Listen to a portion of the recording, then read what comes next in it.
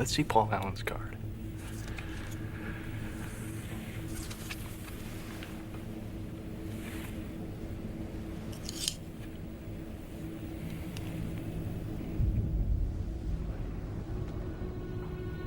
Look at that subtle off-white coloring. The tasteful thickness of it. Oh my god. It even has a watermark. Something wrong? Patrick? You're sweating.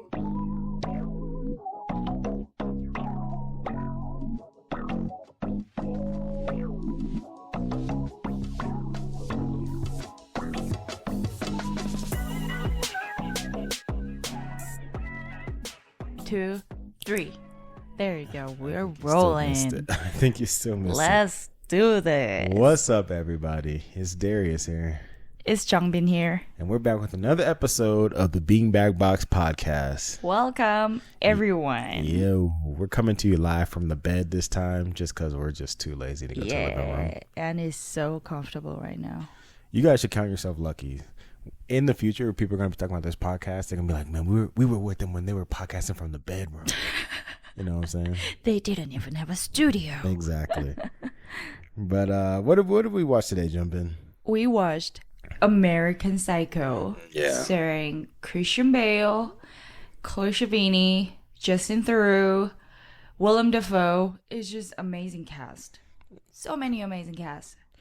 You forgot Reese Witherspoon. Oh, yeah. What did you say? Reese Witherspoon. Yeah, Reese Witherspoon. What did I say? That's what you just said. So, yeah, we got Reese Witherspoon.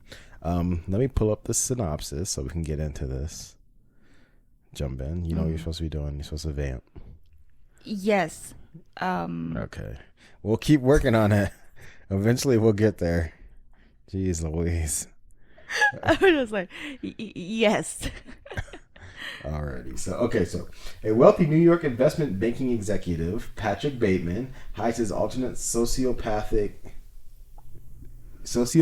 ego from his coworkers and friends as he drives deeper into his violent hedonistic fantasies.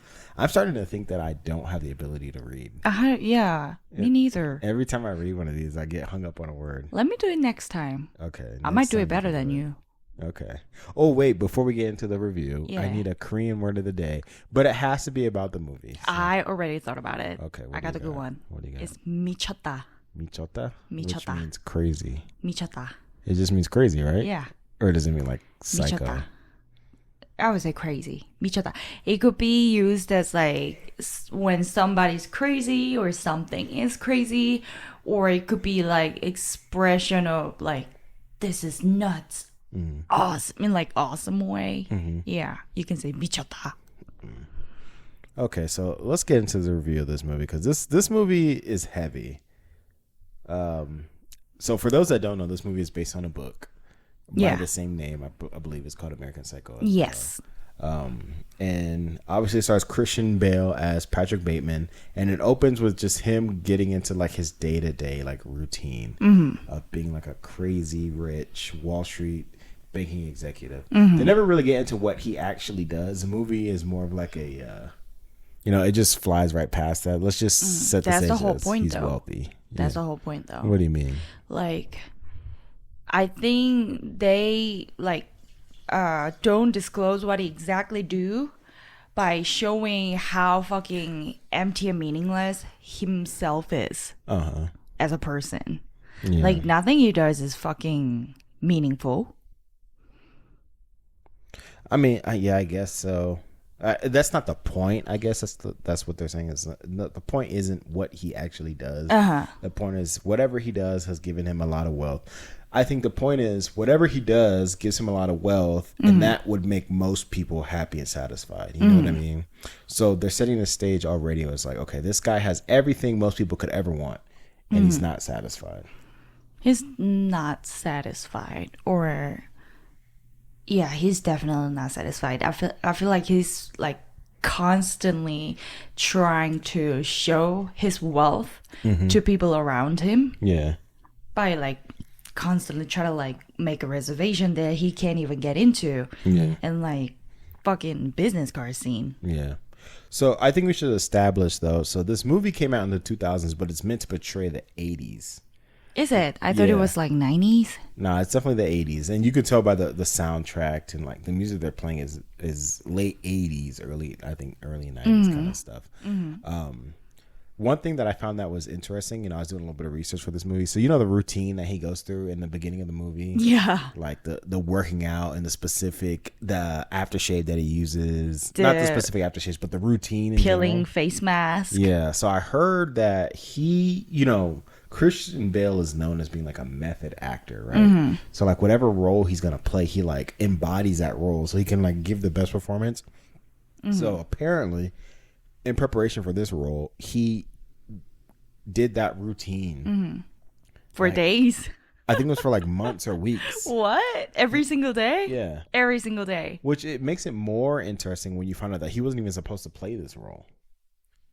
I'm dying to know who was supposed to play this role. Okay, so I am dying to know because he's like perfect fit for this role, don't you think?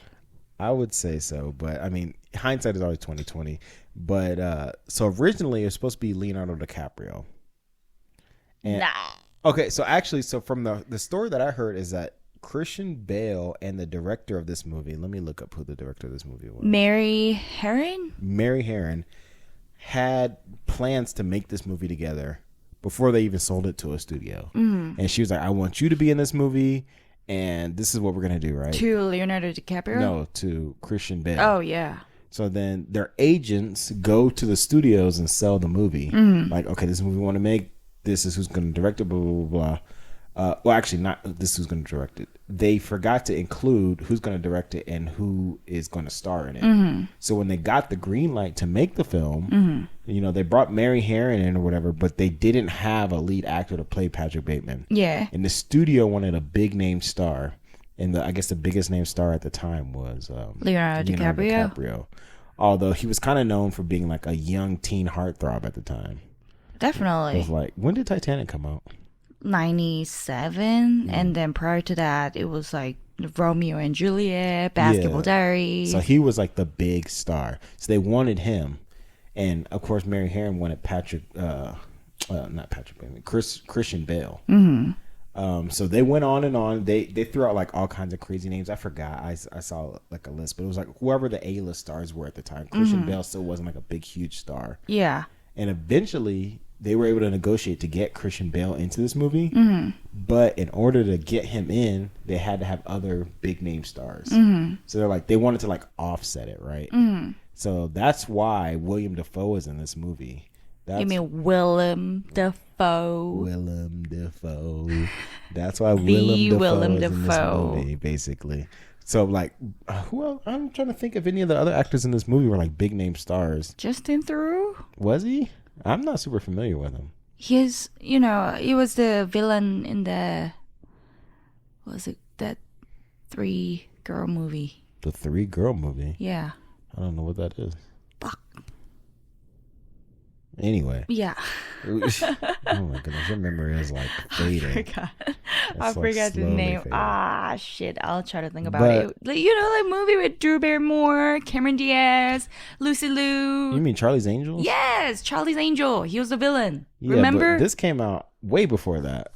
Not way before. It was like a couple of years ago. A couple of years prior to that movie. This movie came Yeah. out before Charlie's Angels. Yeah. So I don't know if he was considered a big star. Well, I guess I'll fuck up then. I would hazard a guess and say that 99.9% I'll of people don't know shut who the that is. fuck up then. But anyway, so the studio was like, we're gonna pay Christian Bale the minimum wage. So I think at the time was like $50,000, and they got these big name actors. And I forgot the budget of the movie. Here, let me look it up, because the budget of the movie, I think it was like 50 million or something. 15 million? 50. 50? Yeah. Quite a lot. Let me see if I can find it. If I can't find it, I'll just give up. Well, whatever. Let's just go with 50 million.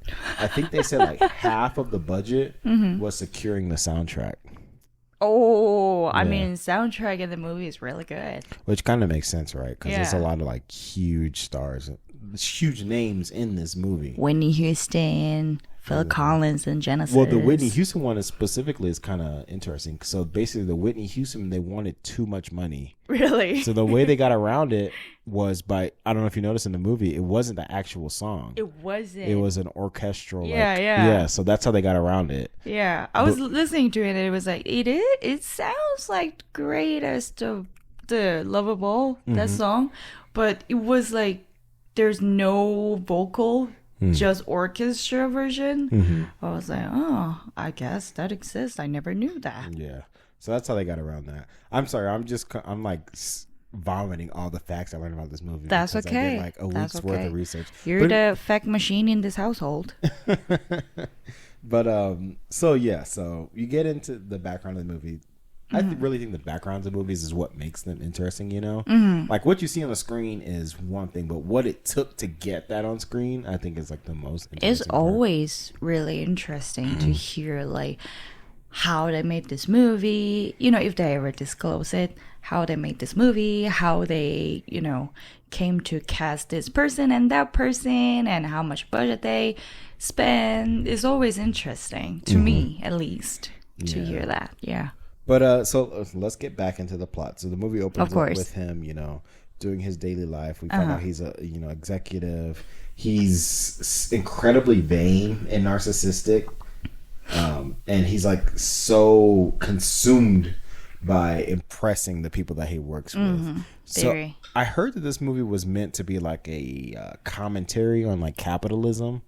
Does that come across to you? Yes, commentary on capitalism, and you know, in the Paul Allen's room, one of the wall, it says that yuppie, blah blah blah, right? Yuppie is the word that used to describe those type of people, like very wealthy Wall Street people, those type of, you know, basically noobs, and Knobs? yeah, I think it's like talking direct shit on yuppies and those type of people and how fucking meaningless life they're living and, you know, how fucking empty they are, basically.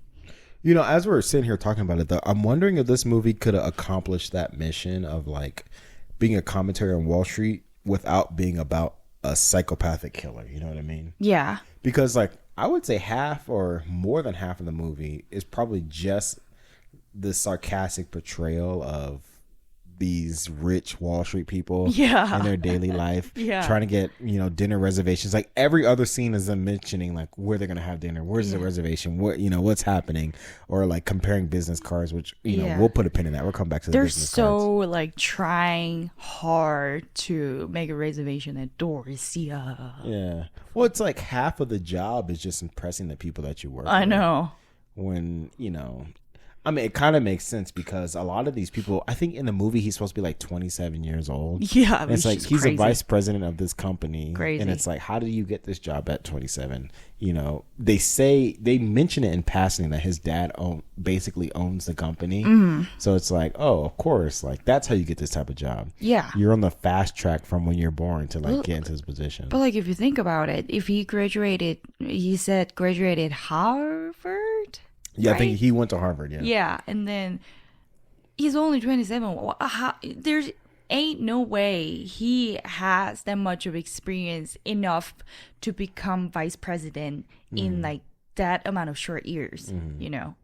It reminds me of, have you ever, well, you haven't seen it, but Succession. Succession, the TV show, on, you can watch on HBO. It does a really good job of explaining how that happens. Yeah. It's like there was never going to be anybody else in this position. You know, he's vice president. Yeah. He had to go to Harvard to legitimize himself to other people. Yeah. But honestly, even if he didn't, it seems like his family would have figured out a way to put him in Yeah. that position.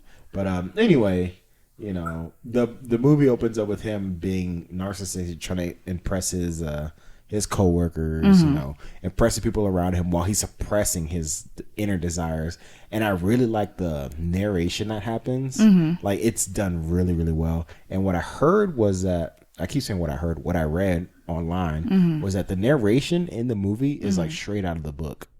I mean, it's gotta be. It's very well written. Like almost word for word. Yeah. The only stuff that they take out from the, you know, transposing from the book to the movie is the name brands and stuff. So that was another thing I wanted to mention. Like, so you know how they're so obsessed with what suits they're wearing, what jewelry they're wearing. So in the book, it like mentions those things by name. You know, you got Armani, you got your Rolexes, and I'm not super into that type of stuff. You might know more about it. But in the movie, they weren't allowed to use those brands because it's a rated R movie, and they didn't want to be associated with you know, murdering strippers, which just makes sense. Stuff. Yeah, exactly. So they found a way to do it. They found a couple of companies that were willing to let all the supporting actors, you know, wear their name brand stuff, their high end stuff, but they wouldn't let Patrick Bateman, like they wouldn't let Christian Bale wear it. So they're like, as long as anybody but the serial killer wears it, it's okay. We do not want to associate with kinda serial killer. But so we kind of get an introduction to Patrick Bateman's like true character with the introduction of Paul Allen during the business card scene. Yeah, where they're like, you know, having a dick measuring contest with the absurd. It's the best scene in the movie. Absurd. I mean, it like really breaks down the characters. It's like an insane way to do it, but it really breaks down the characters. Yeah, it was making me laugh because over a fucking piece of paper. Yeah, but I mean, if you got to think about it, like in that world, when you're like constantly comparing each other, of course they're gonna compete with the fucking piece of paper. Of course they were gonna do that, but still, I think it's fucking absurd and so funny.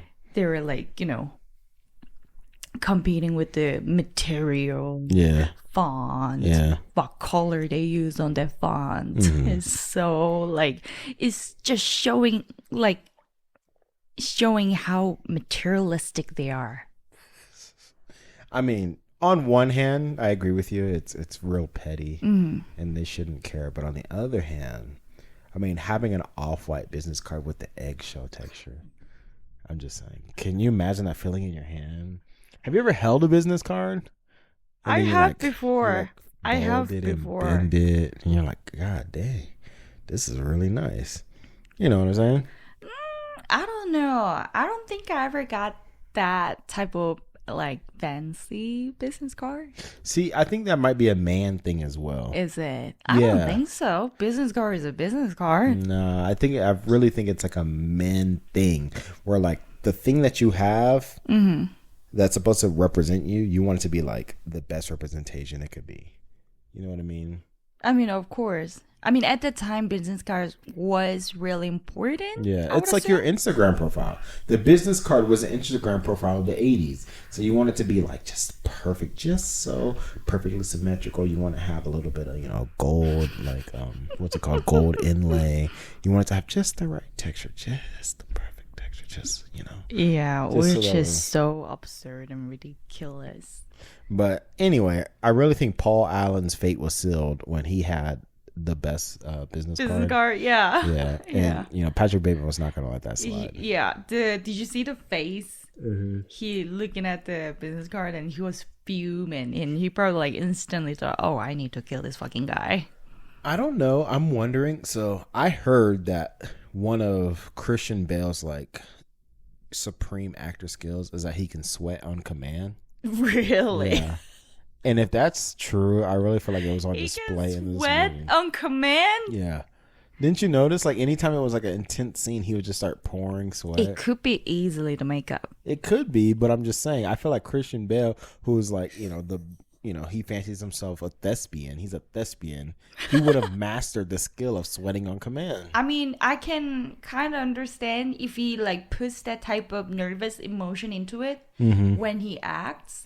I can kind of understand how that can happen on command. But holy shit, if that's true, that's fucking awesome. Yeah. Another thing that I heard was that a lot of the people on set with him thought that he was like a really bad actor. They really thought that he was, but you kind of get that, and this, I brought this up to you when we were watching it. You kind of get that sense, and I think it's actually done really well. Where it's he's putting on, when someone who doesn't understand human emotions tries to recreate human emotions. Yeah, it's always on too thick. You know what I mean? Of course. So I really get that vibe. He's like laying it on so thick because this is how he thinks other humans interact and see each other. Yeah. And I thought that was really well done. But then there are moments where you can see him slip into like the real character. Yeah. Like when he was trying to get the dry cleaning done. Yeah. And he's like trying to hold it together and you can see him slip into that. You and fucking bitch, get it done. Exactly. But it's like it's like masterful the way he can like slip into this like cheesy, sarcastic, like yuppie character. Yeah. And then slide back into the psychopath fucking I will jump over the counter and like strangle these people right now. You know what they say? Like sociopathic people, psychopathic people, and like narcissistic people, they all like learn how to mask their emotion and how to pretend basically so well. So I think that was really portrayed well in the movie, how every time he says a line, like sometimes you can tell it kind of sounds like basically too much, but he's supposed to sound that way, I think, in my opinion. And I think he like just basically perfectly done it. Yeah, because like to the character's mind, to Patrick Bateman's mind, it doesn't sound overdone. Yeah, It exactly. sounds to him the way all these other fucking ding-a-ling sound. You know, when they're sitting around in a circle and they're saying all kinds of crazy shit, and he's just like, "Well, this is what people say, so that's how I'm gonna speak. Yeah, Like, exactly. I'm gonna use this inflection of yabba-dabba-doo-ba-dabba-doo, yabba-dabba-doo." Well, not like that. But Wait, excuse me. What? that's how he would talk. Yeah, but Like, well, Jim, you know, we go to the business meeting and then we come back and we go to Dorsia. Like, that's how they sound to him. yeah, and the other people are not that different than him. Mm-hmm. They all sound like fucking knobs, Yeah, assholes, dickheads. I agree. Well, but I guess that's the point. But so he brings Jared Leto, which is another person we forgot to mention is in this movie. Back before he became like this corny ass. This was before 30 Seconds to Mars, right? No, When did 30 Seconds to Mars start? early 2000. But this came out in 2000, so that means they casted for it in the mid 90s or late 90s. Yeah. So was he an actor before he was a musician? Do you not remember? No, I didn't listen to freaking 30 Seconds to Mars. No, but he was in Fight Club. Oh yeah, he was in Fight Yeah, Club. Huh? and I think it was after this movie. He was also in Requiem for a Dream, Which I've never seen. Blow. Was it Blow? All kinds of movie. Yeah, he used to be a great actor. Used to be being the most important thing. But anyway, so he gets his head chopped off. And then we move swiftly along into the downward spiral. Wait, before we talk about that, we have to talk about how great his movement was Oh, in the when scene? he killed Paul Allen. Yeah. He was just like so excited. I know. He was just like, oh, do you know about who was the guy that they're listening to? Phil Collins? No, not the Phil Collins. Some guys in the news. I don't remember. Blah blah in the news. It was in like the Square CD case. Well, all the CD cases were square. True. Valid. But anyway, he looks like he's about to, sleep with the woman of his dreams. Yeah, no. Was so excited putting That's what he raincoat gets for- on. That's what he gets for having the Better Business card. And guess what? What? That movement where he starts dancing and stuff, Mm-hmm. it was all improvised by Christian Bale. Yeah. Isn't that awesome? I guess so. I mean, it just adds to the layers of the character. Yeah. Like how giddy he gets. And like it's showing how brilliant of an actor he is. Mm-hmm. I think it was just like a hint of touch that made the scene epic. Yeah. Well, I think it's important that we spend a lot of time talking about this specific interaction between him and Paul Allen, Patrick Bateman, because this is kind of what starts the plot and earnest of the movie. Yeah. The rest of the movie is him trying to cover up this murder Yeah. that he does. Like he kills this guy, he tries to hide the body, and basically come up with like a story like, oh, Paul Allen went to London. Yeah. And he's trying to move suspicion away from himself.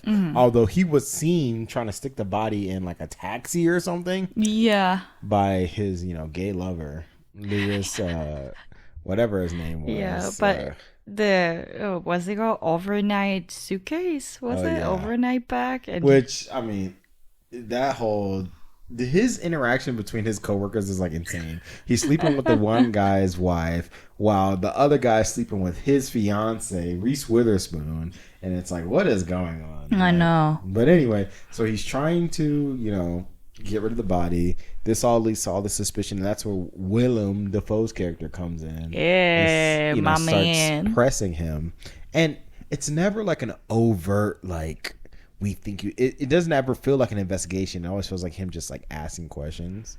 But you can tell, I don't know, it's just me, but I feel like Willem Dafoe knew it was suspicious. He was suspicious, and he was kept asking him the type of question with the intention of letting him know, I knew what you did.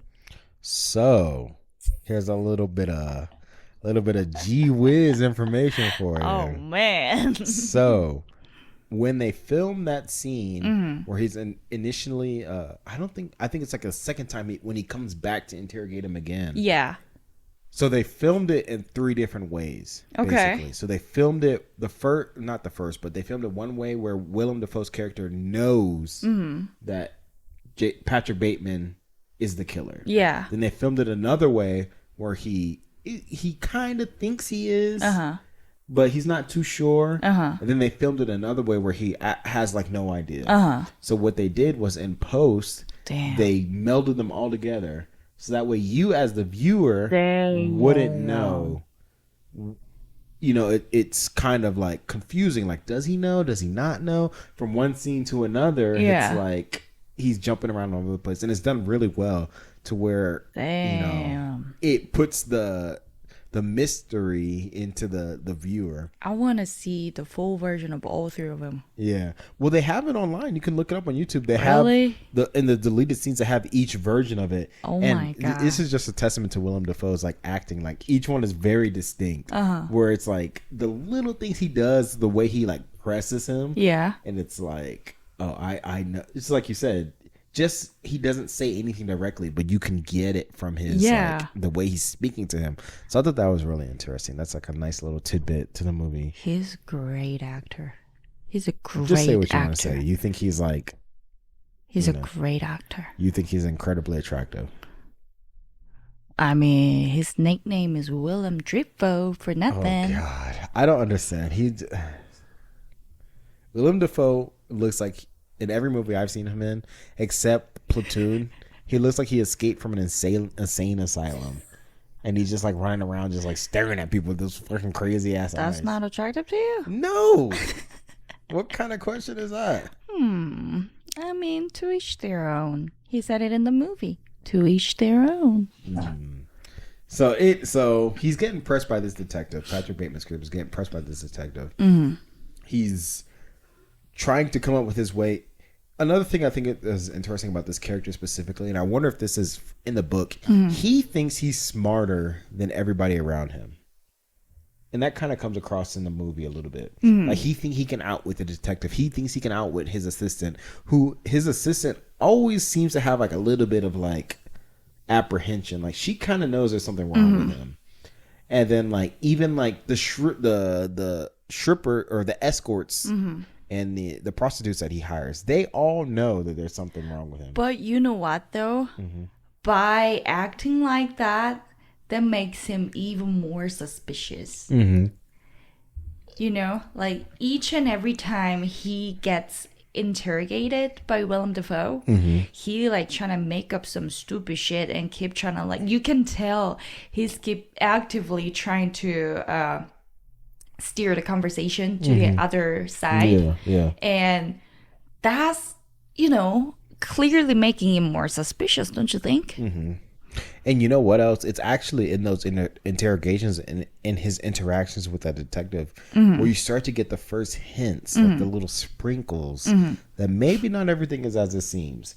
Because Willem Dafoe's character, the detective, starts to sprinkle in like the facts that he is able to find out don't even match with what Patrick Bateman thinks happened. Yeah. So that's when you're watching the movie and you're like, well, what is actually going on? Because you see the movie from Patrick Bateman's perspective, but it seems like everyone around him is living in a different reality a little bit. Completely different reality. Yeah, like what he... nothing he thought it happened.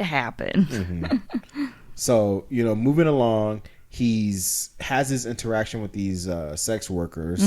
He brings them over the first time, and he has this like insane scene, which I heard that scene where he brings them over the first time, almost got this movie an NC-17 rating, which I don't know if you know what that is. So NC-17 is above R. So NC-17 is like you have to be 17 or older to see this movie, whereas I think R is like you can like. If you have your parents' permission, you can come in and see it if you're below that age. But NC-17 is like only 17 and above.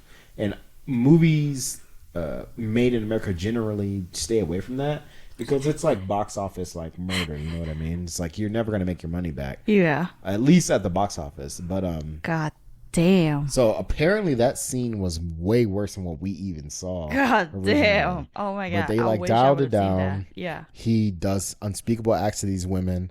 They leave. And then now he's like, I feel like that was him. That whole interaction was him like regaining his power. Because he didn't do anything. I mean, he did stuff to them. But he didn't kill them. So, although, that's my we see question. Both of them leave. Like, why didn't he kill them?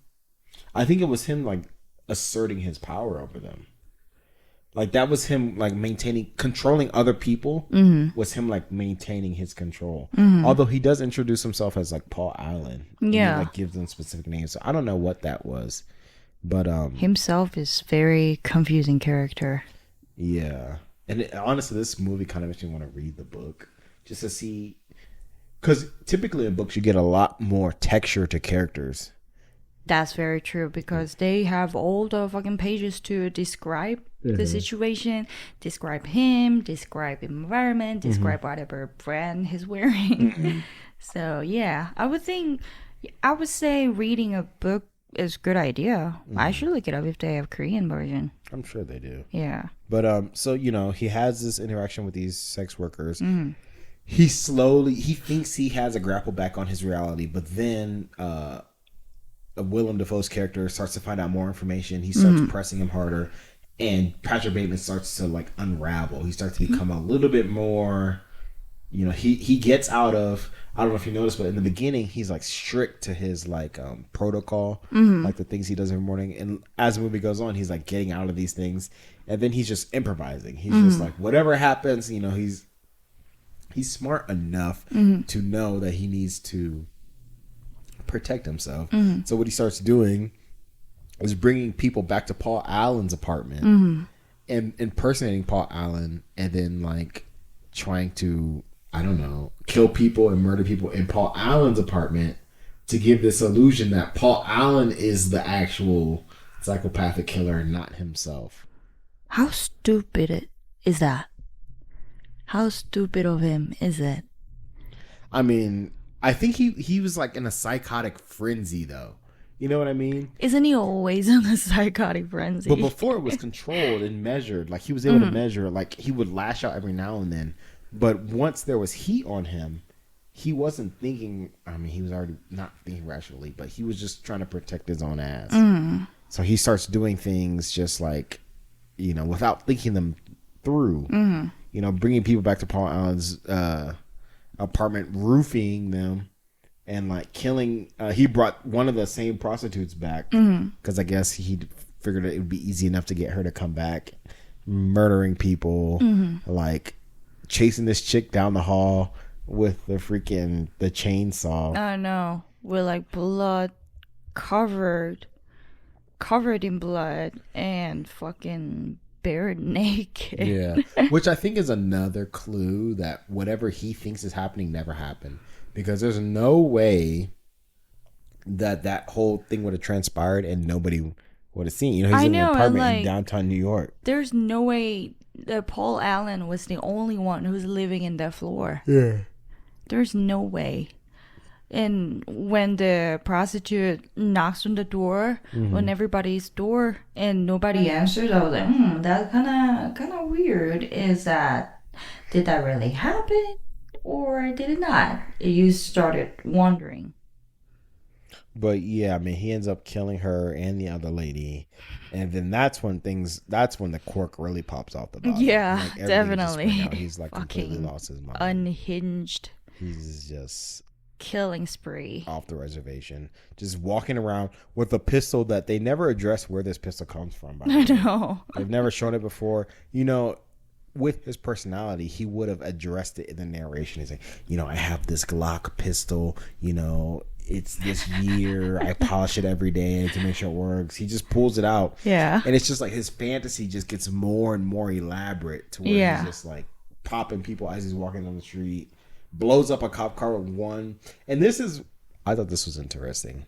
He shoots the cop car and blows it up. And he looks at the pistol like, there's no way. Yeah, holy shit, that really happened. Exactly. Yeah.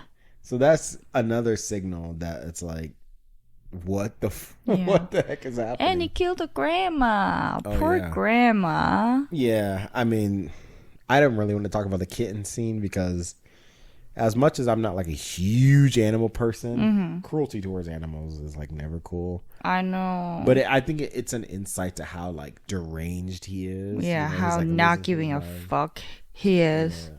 Like the ATM is talking to him. Now, once that happens, you already know this is.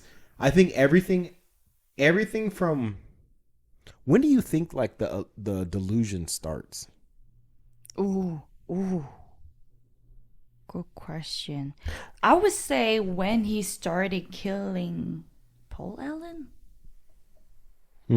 After Paul Allen's murder, that's where like he started just fucking going downhill and started killing people left and right. I mean, so just to jump ahead, I really think.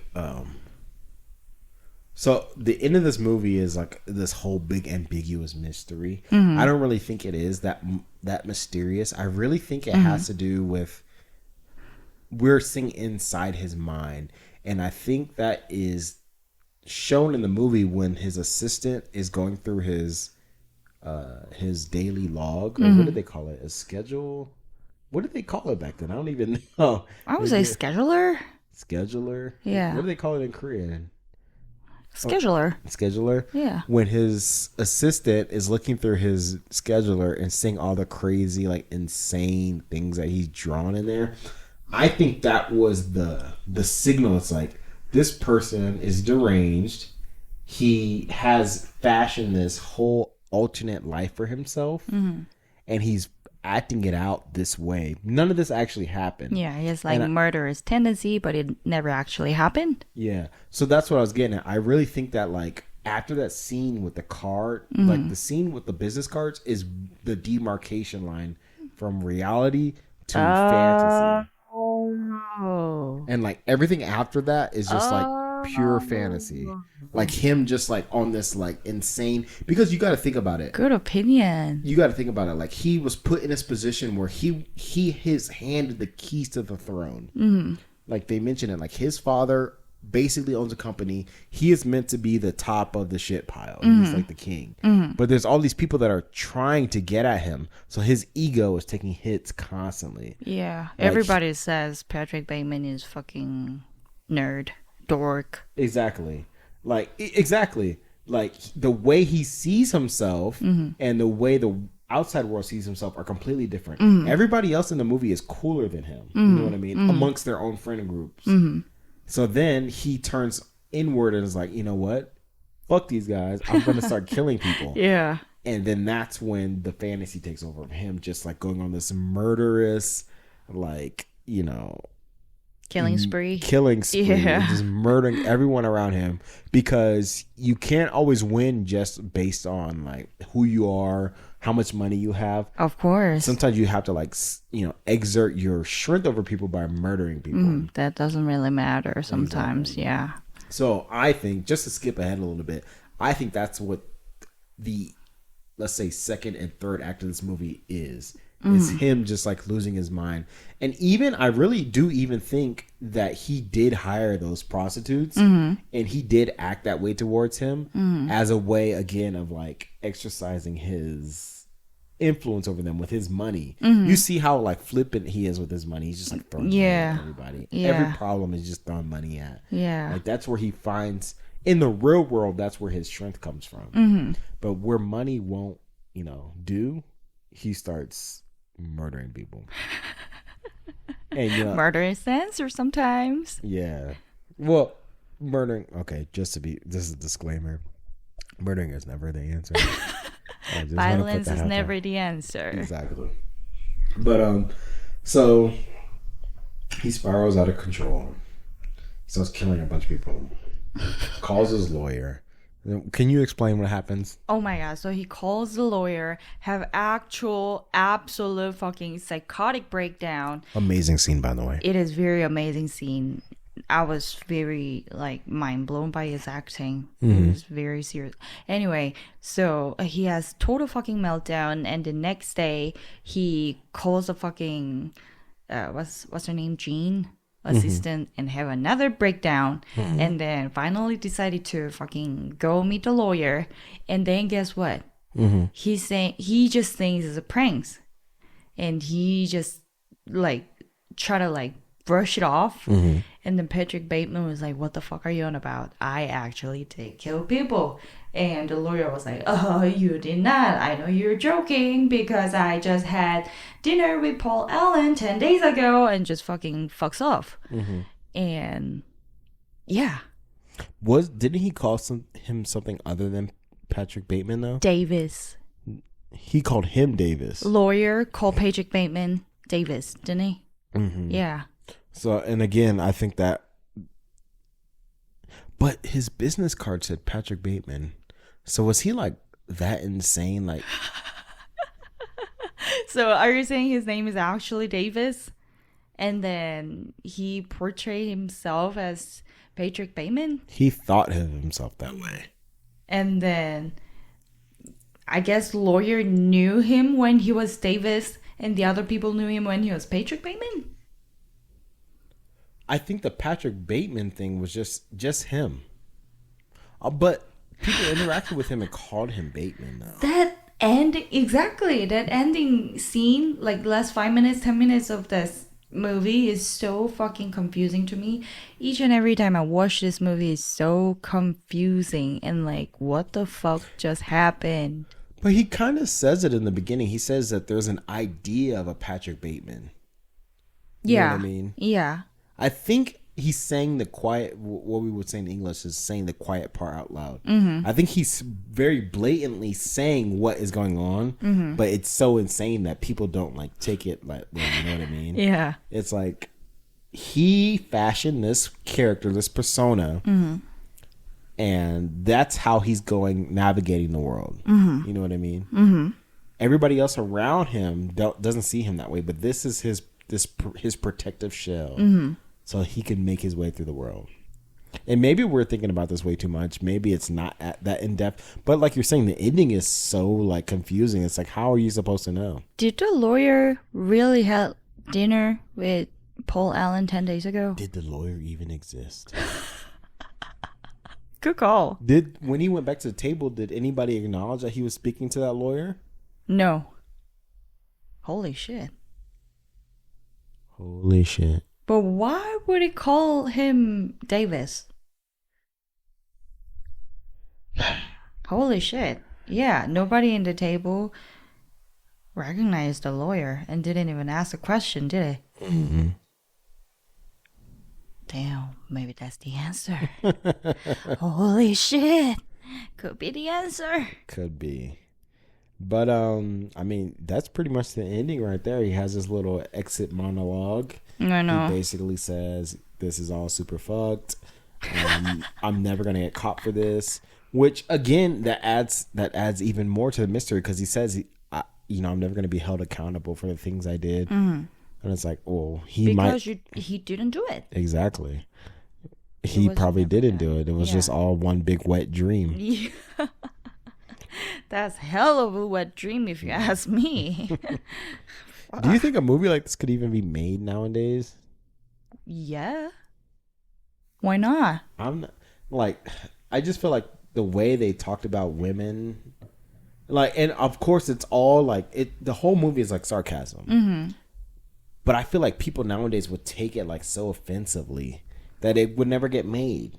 But it's just a movie. Yeah, but nowadays people don't see movies as just movies. Every movie is like a commentary on like. But it's just a movie. Who would think like, oh my god, I'm offended out of a fucking movie? Fictional movie. I'm just saying. I agree with you. Movies are meant to be, from my perspective, movies are meant to be escapes from reality. Exactly. But people don't see it that way nowadays. I feel like people nowadays think movies should be reflections of reality. Well, they're wrong. They're dead ass wrong. What the fuck? All right. I'm not trying to get down. I'm not trying to argue one way or the other. Because that's a rabbit hole you'll never get out of. Yeah. But okay, so let's get to the ratings. If you had to rate this movie out of 5 butcher knives, how many butcher knives are you giving this movie? I would give 4 butcher knives out of 5. Just because I'm kind of confused about the ending. I mean, now that we talk about the ending, it kind of makes more sense. But I feel like it could have been done more better way. I mean, generally, overall, it was fucking brilliant. Great movie. I fucking love this movie so much. I love everybody's acting. And however, the ending, it was just so confusing every time I watch it. So I would give 4 out of 5 butcher knives. Okay. How about you? I think I'm going to give this movie, and I'm pretty stingy with my You ratings. are very stingy review star person. I'm going to give this movie 5 out of 5 butcher knives. What? 5 out of 5. And What? I could get into like a whole big, analysis of why I think this movie is really good. But it's really for one reason. It's because of Willem Dafoe, isn't it? No. If I ever see Willem Dafoe on the streets, we're fighting. You trying to take, Whoa. trying to take What my woman? fighting? The number one thing I can say about this movie that I really like is So this movie is almost 2 hours long. Which- Is it? It's an hour and 42 minutes. Really? And that's why I'm giving it a 5 out of 5. Didn't feel that way. Exactly. Because movies that don't feel long are my favorite type of movies. If that makes sense. I get it. I Movies get it. where from scene to scene that are so interesting. The plot is so interesting. The story is so interesting. Even if I end up having questions at the end or be confusing or whatever, the fact that I was able to hold my attention for the entire runtime, I feel like deserves that. That is the mark of a good movie to me. You know what I Definitely mean? agree. Definitely. And so the reason I'm giving it a 5 is because I'm trying to mark the standard that I'm looking for. Yeah. Like, you could make a movie about whatever, as long as it's interesting for the entire runtime. I think it's a success. Yeah, like they don't waste the whole scene by scene. Yeah, no scene is wasted. Even scenes where you're like, what is happening? It's not in a way that's like, I wish this wasn't here. It's in a way that makes you think like, wow, what were they trying to say here? Why was this scene so important that they had to fit it in here? So I'm giving 5 out of 5 butcher knives. And I'm giving 4 out of 5 butcher knives. Alrighty. So that's our review of The American Psycho. An amazing movie. Awesome. I think we were 5 years old when that movie came out. Yeah, we probably was. Yeah. Yeah. But an amazing movie. Christian Bale's brilliant actor. Brilliant actor. He's like the best child actor of all time. Child actor? Yes, he was. In what? Empire of the Sun? I've never seen. What is that? I've never seen that. Is- We might have to add it to the list. Okay. Empire of the Sun. He was a child actor? He was a child actor. You can see him like very, very, very young. Young baby boy Christian Bale. You can see him in the movie. But yeah, I think he's a very brilliant actor, and the movie itself was amazing. Amazing movie. Alrighty.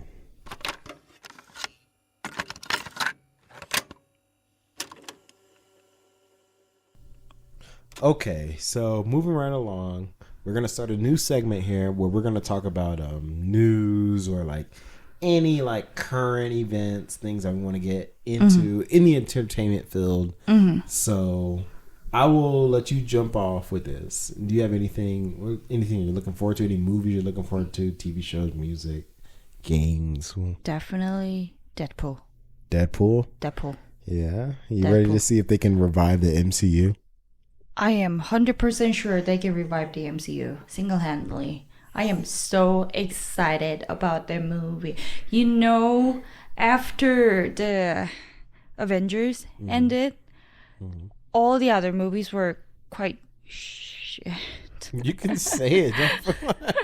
quite shit. But this movie made me got excited in a long time. So I'm definitely looking forward to it. We should definitely go see it in IMAX theater. The biggest theater we can find around Colorado. I want to see it in 4DX. Yes, 4DX, IMAX, whatever it is. Let's go see it. I do not mind spending money on it. I am so ready to watch it. Just, you know, the fact that they're bringing Wolverine back. Aren't you excited about that? No, don't sigh at me. Don't you sigh at me. I have complicated feelings because I really feel like they're so Logan was supposed to be the end for this. I was just gonna ask that. You feel like they should have ended from Logan, and instead of letting Logan, you know, be the end, they're like, well, this universe is dying. We're not making our money back. What do fans want to see? Well, let's bring, you know, Hugh Jackman back. Yeah. Well, everybody seemed to like Hugh Jackman. Let's, you know, throw him in a movie. I like him. And even if he does do good in the movie's amazing, I really don't like the idea that Hollywood is like, well, let's just dig this old, you know, there's all this talk about bringing Robert Downey Jr. back as Iron Man. It's like, no, don't bring these people back. Like, you guys made your bed, you need to lie in it. You know what I mean? Yeah, definitely. So that's how I feel about it. I feel like we're being pandered to. I will go see this movie just because I really like the Ryan Reynolds Deadpool and I really like Wolverine, but I really don't like Hollywood thinking that, oh, we'll just dig up this corpse of a human being, feed them a shit ton of steroids and be like, the fans will come back. You know what I mean? Yeah, but the fact that it's like Marvel's one and only rated R movie, isn't it? Oh, MCU. I think Blade originally was rated R, and I think the new Blade is supposed to be rated R. So is that even gonna come out? And they're going through a lot of turmoil right now. Is that even gonna come out? They're having a really hard time. I think it's directors that they keep dropping out. Because I think they want them to make a movie that people don't. Because Blade is a very specific kind of movie. I think they want them to change it and like to something that fits the modern audience. And I have a suspicion that that's where the conflict is coming from. Just fucking do what you want to do. People who like will like. If they don't, they can go fuck themselves. So yeah, I mean we'll see it, and if you guys are interested, we will put out a little quick review of the movie, spoiler for review of the movie. Yeah. After we go see it, and let you know our initial thoughts. So yeah, check into all of our social medias for that and on YouTube. But how about you? I think so. The big news for me this week that came out was, you got it, Morty. You got the itch. That's the podcast pup Morty. He's itching. But anyway, did you hear that the Halo TV show was canceled? Oh, okay. That's good then. That's good. So they had 2 seasons. And after season 2, they're like, nobody wants to see this show. You know what? If you guys are interested, send us an email to the Beanbag Box Podcast or DM us on Instagram, and I will do a specific Halo TV show review series just for those that are interested, because I have some serious thoughts about this show. You mean Halo Rant series instead of review series? I am a diehard Halo fan. I'm an Xbox head through and through, and Halo, as you might know, is like the most important IP for Xbox. And when they decided to make a TV show, and they were like, you know, in the first episode, Master Chief is gonna take off his helmet and be this emotional character. It's like, we're not here for that. We want to see Master Chief blowing people up and killing freaking elites and grunts. And You're ranting already. You're not gonna review this shit. You're ranting already. I say all that to say, they canceled the show after season 2. And on one hand, I'm upset because this was like the most push behind until Fallout came out, honestly. Until Fallout came out, this was the biggest push behind a video game IP that I think we've ever seen. Where like, we're going to make a dedicated show. Yeah. Fallout did it right. Halo did it completely wrong. Fallout followed the lore of the show. They're like, we're not going to change anything. Mm-hmm. We know what the fans want. Halo was like, Halo did what a lot of modern TV shows do. We're going to take the show, we're going to make it our own. We're going to make it for modern audiences. There's nothing wrong with that if it's done correctly. No, everything is wrong with that. They keep trying to be like, oh, we're going to make the show, we're going to get new audiences. Yeah. if they're not on board by now, they're not going to get on board. So if you're going to make this show, you need to make it for the people that are going to watch it, which are the diehard fans. Yeah.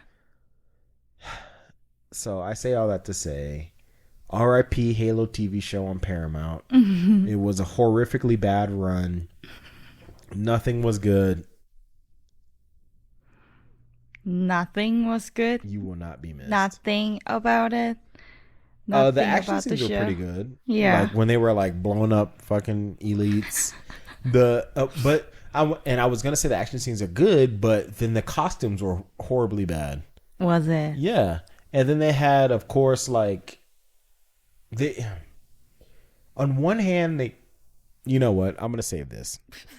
If you guys want to hear my in-depth perspective on the Halo TV show, like and subscribe and send emails. Please comment.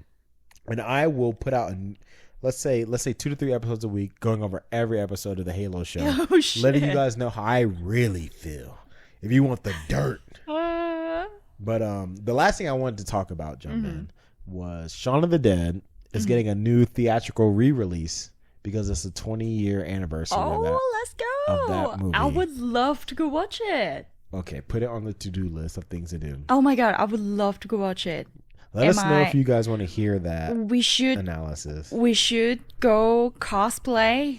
Cosplay as what? As, those, what's the guy? Nick Frost and Simon Pegg? Who's who?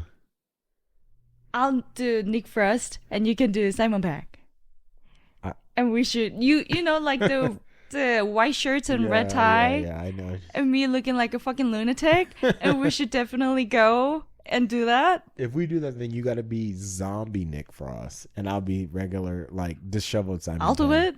Okay. I'll do it. Okay. I don't know if people are going to recognize it, but I'll do it. Shit. I think if you show up for the 20th anniversary showing of that movie, I think people would recognize it. Yeah, that would be fun.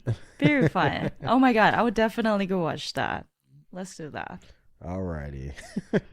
Why are you laughing? You guys have stuff to look forward to, but so that was our review of American Psycho. Thank you guys for tuning in. Please like and subscribe if you like what you heard. Please follow us on the various social media things. Follow us on Spotify and Apple Music and YouTube and all the good stuff. Please leave reviews. That really goes a long way to helping us. We're committed to bringing you guys more episodes. Yeah. We appreciate every comment, every reaction, just anything. We appreciate it. Yeah. If you guys are spending your time to watch the show, we're going to spend our time to keep making it for you guys. So thank you for tuning in. And that's the Big Bad Box Podcast. See you next time. Peace. Bye.